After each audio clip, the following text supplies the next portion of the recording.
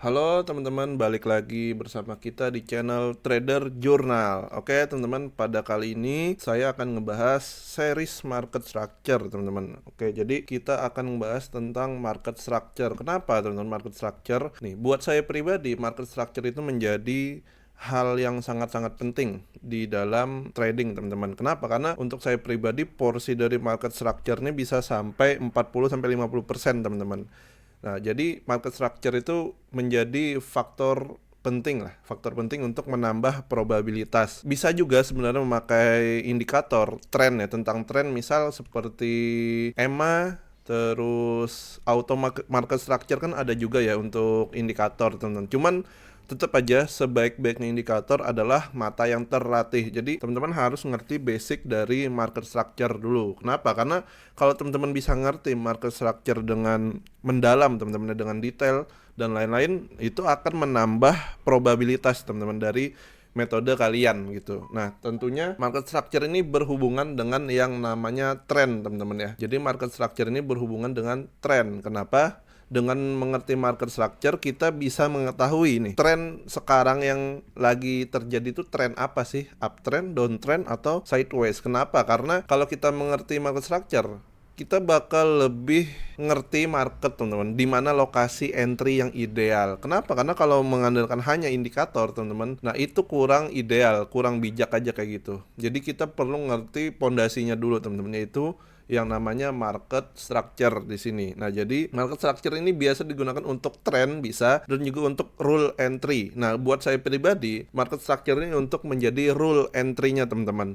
Nah, jadi untuk melihat trend sudah terjawab dengan memakai indikator EMA misal kalau biasanya saya. Tapi saya pribadi ada juga yang full market structure teman-teman untuk rule tradingnya kayak gitu. Jadi benar-benar full market structure, nggak pakai indikator ada, yang pakai indikator ada. Yang pakai indikator pun tetap memakai market structure. Biar apa? Biar menambah probabilitas entry teman-teman. Teruntuk yang biasa memakai supply and demand teman-teman ya, lebih tepatnya itu yang namanya market structure menjadi hal penting, porsinya bahkan sampai 40-50% teman-teman ya dari total keseluruhan metode dari supply and demand, apalagi pakai pure supply and demand teman-teman. Nah, jadi di sini untuk menentukan tren kita perlu banget yang namanya mekanikal teman-teman ya. Jadi market structure ini yang seliweran di luar sana kan banyak subjektivitas teman-teman. Nah, jadi kita perlu mekanikal. Kenapa? Karena kalau mekanikal itu biasanya rule-nya tuh sudah jelas hitam atau putih. Nah, di trading tuh penting banget yang namanya hitam atau putih. Karena kalau banyak subjektivitas,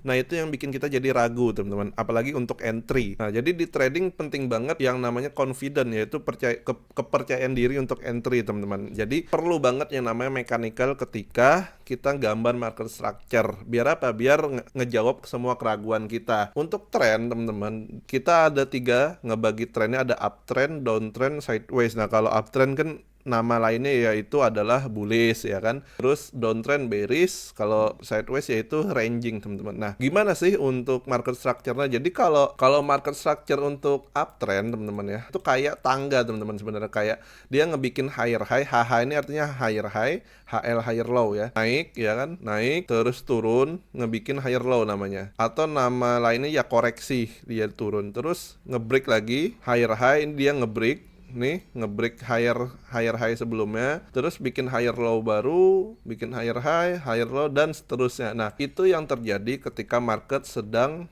uptrend teman-teman ya.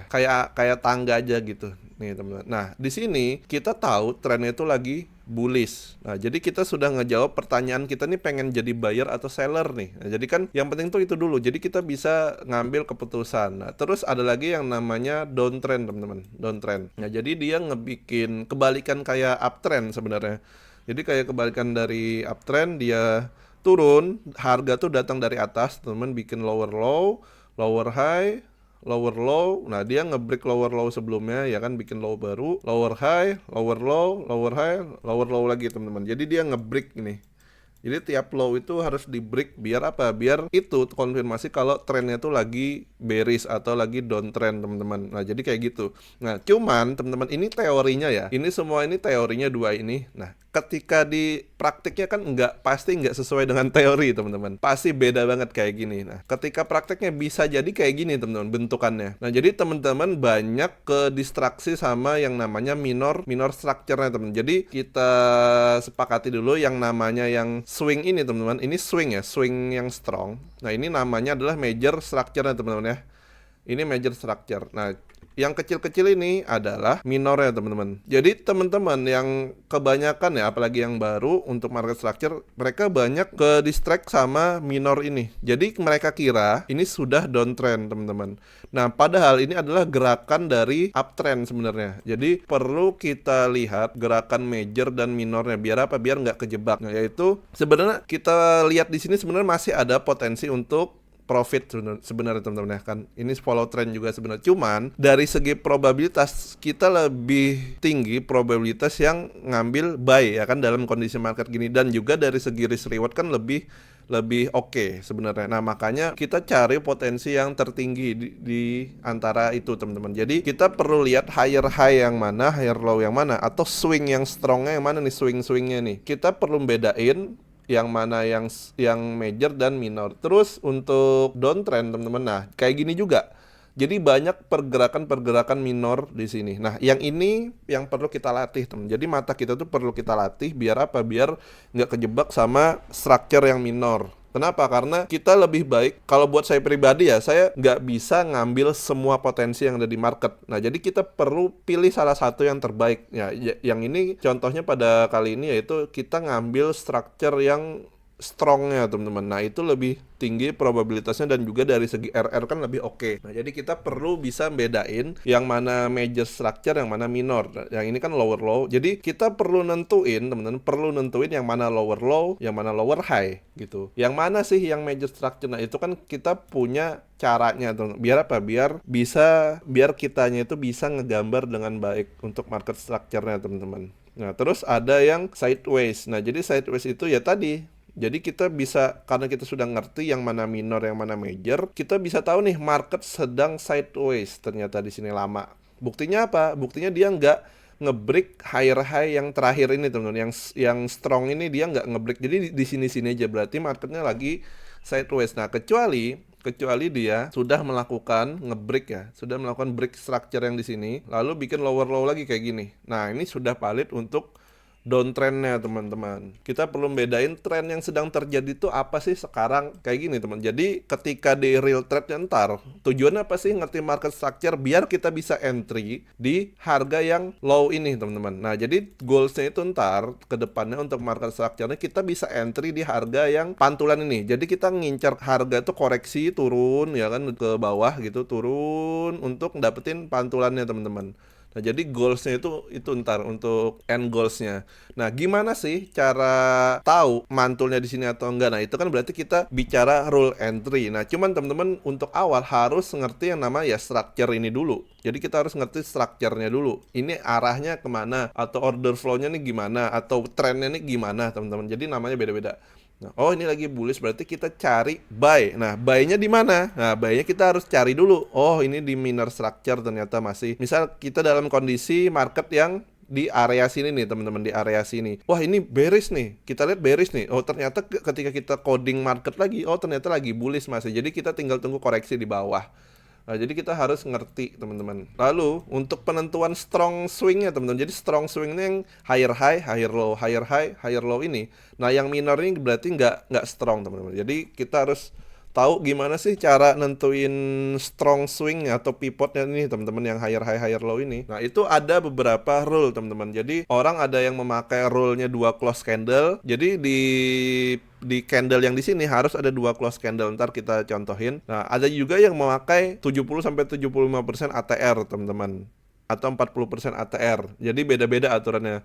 Terus ada juga yang memakai golden ratio Fibonacci. Nah ini kan referensi di luaran sana teman-teman. Nah teman-teman bisa juga nentuin sendiri sebenarnya. Tapi dengan catatan harus teman-teman backtesting dulu untuk nentuin valid swingnya ini. Nah cuman kita pakai yang simple teman. Ada yang simple yaitu memakai sekitar 70%-an dari daily ATR. Jadi kita harus tahu pergerakan harian dari pair tersebut. Nah, kita ngambil kayak 70%-nya gitu. Nah, jadi kita nentuin dari situ. Itu biar apa? Biar mekanikal. Misal, Bang, boleh 50% nggak makainya? Boleh-boleh aja, cuman dengan catatan kalian harus backtesting dulu apakah oke dengan angka tersebut gitu, persentasenya, yaitu kita harus ngetes dulu. Nah, kalau saya pribadi biasanya pakai 70%-an dari daily ATR atau pakai 2 close candle ada juga. Kalau saya pribadi dulu pakai 2 close candle, teman-teman. Pakai 2 close candle biar apa? Biar simple aja. Nah, cuman mungkin kalau yang baru-baru itu agak kesulitan kalau pakai rule 2 close candle. Kenapa? Karena bisa jadi kita ke marking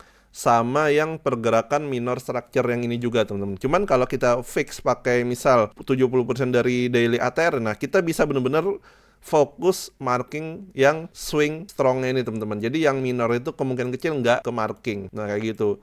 Nanti kita coba contohin di market. Nah, terus untuk structure tuh kayak gini nih, teman-teman. Ada uptrend, ada downtrend di sini. Jadi dia di sini, ketika di sini dia bikin higher high, higher low, nge-break higher high. Nah, ini adalah contoh-contoh perubahan tren. Jadi dia nge-break high-nya terus sampai dia nge-break low. Nah, di sini mulai perubahan trend change ya, teman-teman, trend change. Nah, jadi di sini perubahan tren dari bearish ke bullish nih, teman-teman. Jadi dia nge-break yang ini. Nah, di sini ada perubahan trennya, teman-teman. Nah, untuk market sideways gimana, Bang? Ya tadi kayak tadi. Jadi kita harus marking minor-minornya dulu, terus swing yang major structure-nya gimana. Nah, baru kita bisa tahu market ini sideways atau enggak. Nah, jadi kita harus ngerti dulu, teman-teman. Jadi tadi ada contoh untuk pakai rule 2 close candle. Kalau rule 2 close candle ini, teman-teman, macam-macam. Misal di sini, teman-teman. Jadi kita punya aturan 2 close candle. Coba kita ganti dulu ya. 2 close candle ini adalah kita marking pivot atau swing. Misalnya kita cari swing high, kita perlu cari 2 close candle merah setelah candle tersebut. Misal, kita harus marking dulu, teman-teman, untuk candle terendahnya di sini. Nah, di sini kan candle terendah kan yang ini ya, teman-teman ya. Nah, kalau cari swing low berarti kita harus cari 2 close candle hijau, teman-teman, setelah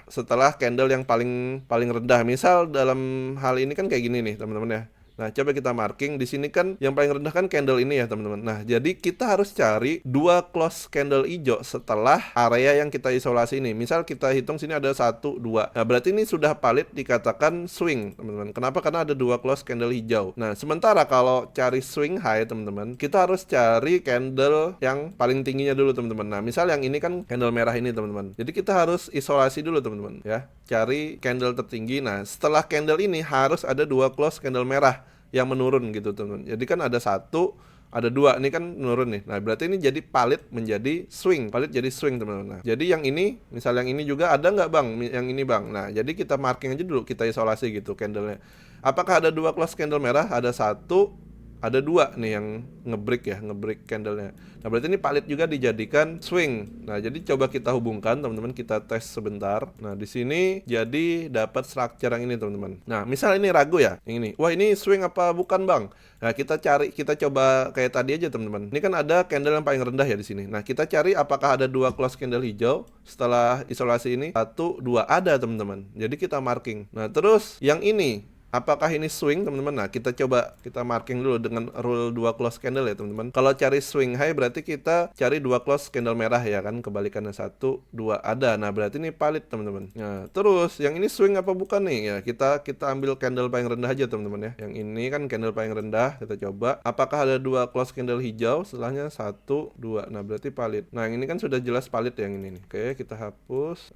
Yang ini misalnya ragu ya. Apakah ini swing, Bang? Misalnya. Apakah yang low ini swing? Nah, kita isolasi dulu. Apakah ada 2 close candle hijau setelahnya? Oh, nggak ada. Berarti kita nggak valid. Ini kan cuma 1 doang nih. Berarti kita next. Coba kita turunin ke sini. Apakah ada 2 close candle hijau? 1, 2 ada nih. Berarti kita langsung tarik ke sini, teman-teman. Jadi kan swing. Nah, coba kita lihat di atasnya. Apakah ada 2 close candle merah untuk swing high? 1, 2 ada nih. Nah, yang ini sudah jelas nih, ada. Jadi kita marking aja coba. Nah ini yang tergambar untuk structure di NZD USD yang pada kali ini. Nah, jadi ada cara lain, yaitu rule yang satunya tadi, teman-teman. Rule yang satunya yaitu memakai 70% daily ATR. Nah, ini biasanya memakai di H4 sebenarnya, teman-teman ya. Memakai di H4 70% daily ATR. Coba kita di sini kita marking memakai, ntar kita hide dulu ya kali yang ini. Kita hide dulu. Nah, biasanya ini kalau pakai ini biasanya patokannya di H4 teman-teman. Misal kita pakai ATR teman-teman. Jadi kalian cari aja ATR. Nah terus teman-teman di sini ganti 1 hari. Jadi kita pakai daily ATR. Nah untuk panjang dan penghalusan ini teman-teman sebenarnya bebas. Cuman bisa pakai EMA, bisa pakai RMA. Kalau mau simple, kalau saya kan biasanya pakai EMA. Nah ini 14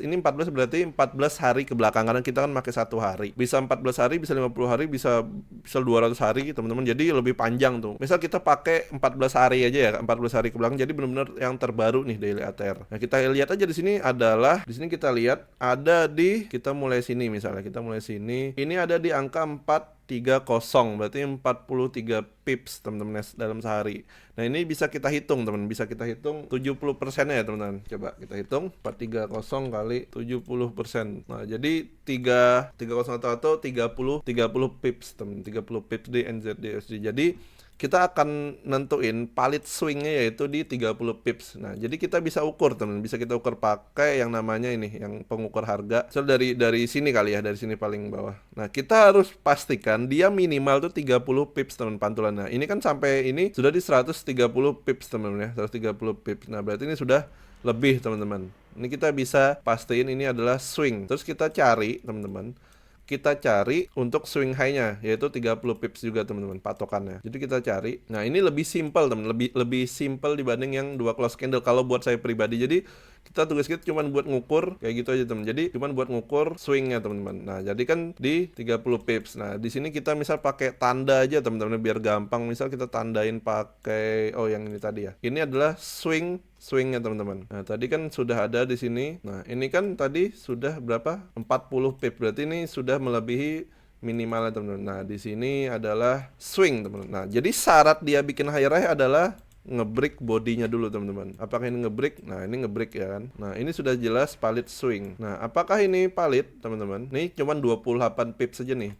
Jadi yang ini nggak bisa jadi swing low teman. Kenapa? Karena kurang dari 30 pips. Nah, kalau yang paling bawah, teman-teman langsung paling bawah, ini sudah pasti valid. Ada beberapa cara untuk nentuin market structure lebih mekanikal atau enggak teman-teman. Jadi bisa pakai cara yang ini teman-teman, salah satunya. Terus kita cari misal ini swing atau bukan. Nah, ini cuma 19 pips kurang. Nah, di sini, nah ini sudah 40 pips nih teman-teman. Nah, ini bisa dijadikan swing teman-teman. Jadi ada beberapa cara. Kalau saya pribadi enak yang kayak gini teman-teman dibanding yang 2 close candle. Cuman itu sebenarnya kayak selera aja sih. Yang penting teman-teman, yang penting tuh teman-teman tuh jelas gitu untuk lihat market structure-nya nih. Kayak gini structure-nya jelas. Jadi di sini kita bisa tahu dalam kondisi bullish marketnya ya teman-teman ya. Di sini kita hubungkan dulu. Nah, di sini teman-teman ya. Yang mana minor structure ya teman-teman. Jadi kita bisa lihat di sini minor structure itu kita lihat dari mana teman-teman. Nah, dari sini kita ganti pakai ini deh. Nah, jadi kita bisa lihat minor structure-nya yang mana sih? Nah, di sini teman-teman ya. Jadi gerakan-gerakan kecil itu adalah yang minor structure-nya. Swing-nya yang mana? Nah, swing-nya yang tadi yang warna merah ini teman-teman ya. Jadi kita bisa lihat ini adalah minor structure-nya. Jadi teman-teman jangan sampai tertipu ya teman-teman ya. Tertipu. Gini.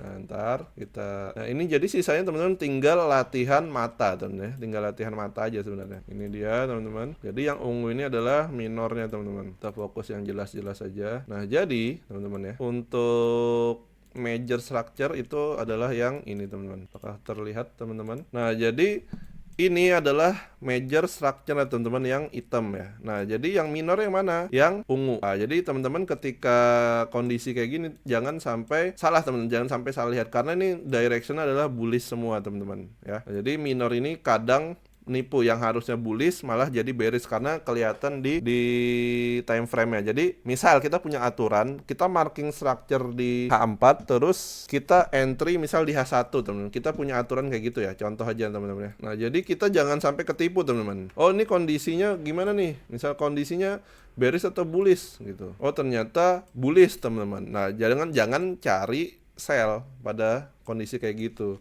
Atau kita marking di H4 punya rule di M15 misalnya. Tadi kita cari dulu sebentar. Jadi pastikan teman-teman. Nah, kayak gini misal ini salah satu contoh yang saya marking terakhir kemarin ya. Nah, di sini adalah markingnya di H4 kemarin ya, di H4. Jadi saya tandain dulu teman-teman. Saya tandain untuk structure ini rule-nya adalah full market structure yang ini, pure supply and demand teman-teman ya. Nah, jadi ketika dalam kondisi kayak gini, nah saya nggak lihatnya ini bullish teman-teman di sini. Kenapa? Karena di sini adalah di major structure adalah downtrend kayak gitu. Nah, di sini yang saya tandain ini adalah major structure ya, teman-teman. Jadi kita benar-benar bisa lihat gitu, teman-teman. Dalam kondisi kayak gini, berarti biasanya kan kalau kita cari koreksi ya kan, nih kayak gini. Nah, kita tuh kan pengen nge-sell yang ideal tuh di area sini ya, di area-area sini, teman-teman. Nah, kita pengen nge-sell di area-area sini untuk apa? Untuk mencari gerakan koreksinya. Contohnya bisa kita lihat dari kondisi market yang gini. Dia kan naik ya kan untuk turun, bikin lower low kayak gitu contohnya, teman-teman. Jadi ini buat ngebaca oh gimana sih market sekarang kayak gitu loh. Misal kita cari contoh lain ya tadi, teman-teman, macam-macam sih. Nah, ini buat contohnya, teman-teman ya. Nah, ini belum saya update lagi, teman-teman, ntar kita update lagi. Nah, jadi teman-teman, ini aja untuk series market structure ya, teman-teman. Kalau teman-teman suka, ntar bisa komen aja di bawah ya, teman-teman, biar kita ntar bakal lanjut lagi untuk series market structure-nya kayak gitu. Karena buat saya pribadi untuk market structure-nya jadi satu hal yang sangat penting ketika trading, khususnya pakai teknik supply and demand, teman-teman. Jadi kita benar-benar lihat direction market tuh akan kemana, karena kita kan cari yaitu koreksinya ya kan, teman-teman. Kita cari koreksinya gitu. Jadi kita cari koreksi ini untuk dapetin gerakannya, teman-teman. Oke, itu aja teman-teman untuk video kali ini, semoga bermanfaat. Itu aja teman-teman dari saya, see you next video, thank you.